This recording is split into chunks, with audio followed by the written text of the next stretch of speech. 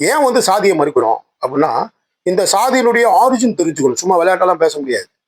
ஏன்னா இந்த சாதி என்பது வந்து 2000 வருஷத்துக்கு மேல புராண காலத்துல இருந்தே இது இருக்கு. வேதத்துல இருந்தே இருக்கு. வர்ணாசிரமமா இருக்கு.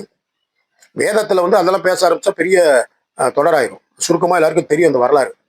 வரலாறு வந்து என்னன்னு பாத்தீங்கன்னா, ரிக்வேதத்துல அந்த மாதிரி வேதங்கள்ல வந்து சாம அதர்வன எஜுர்வேதங்கள்ல இந்த சாதியினுடைய படிநிலைகள், அதாவது வந்து தலையில பிறந்தவன், தோல்ல பிறந்தவன், இடுப்புல பிறந்தவன், காலில் பிறந்தவன் அப்படின்னு சொல்லி படிநிலைகளை சொல்லுது. வர்ணாசிரமம் வர்ணாசிரமம் என்பது என்னன்னா, வர்ணங்களை வைத்து பண்ணுவது. என்ன வர்ணம்? ஒன்றும் கிடையாது. ஆரிய திராவிட பிரச்சனை தான். இதுதான் என்னன்னா, இப்ப ஆரியர்கள் வந்து நல்ல கலரா இருப்பாங்க, நல்ல சிகப்பா இருப்பாங்க, அவங்களுடைய தோற்றம் வேற மாதிரி இருக்கும். திராவிடர்கள் வந்து பாத்தீங்கன்னா, பழங்குடிகள் பாத்தீங்கன்னா கருப்பா இருப்பாங்க, அவங்களுடைய தோற்றம் ஒரு மாதிரியா இருக்கும். அப்ப என்ன பண்றாங்க, தோற்றத்தின் அடிப்படையில பிரிக்கிறார்கள், தொழிலின் அடிப்படையில பிரிக்கிறார்கள். இது வந்து அந்த காலத்திலே வேதம் இருந்த காலத்திலேயே அது வந்துருச்சு. அதுக்கு எதிர்ப்பும் வந்தது. இப்ப ஔவையாருன்னு சொல்றாங்க.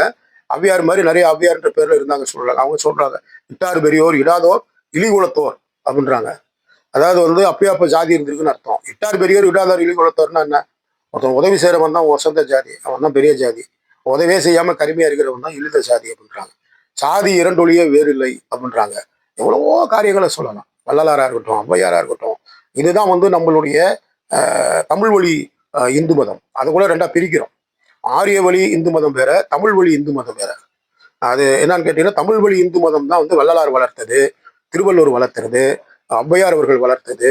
இப்படி வந்து அதுல வந்து பாத்தீங்கன்னா மிகப்பெரிய கருத்துக்கள்லாம் இருக்கும். உலகம் பூரா இருக்கக்கூடிய வாழ்வியல் சிந்தனைகள் அதுல இருக்கும். எனக்கு நிகரே கிடையாதுங்க.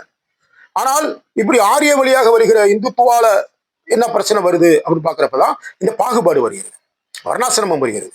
தமிழ் வழி இந்து மத சமயத்துல வர்ணாசிரமம் என்பது கிடையாது. ஒருவேளை ஆய்வாளர்கள் அதை நீங்க எனக்கு பதில் சொல்லலாம், புரிய வைக்கலாம்.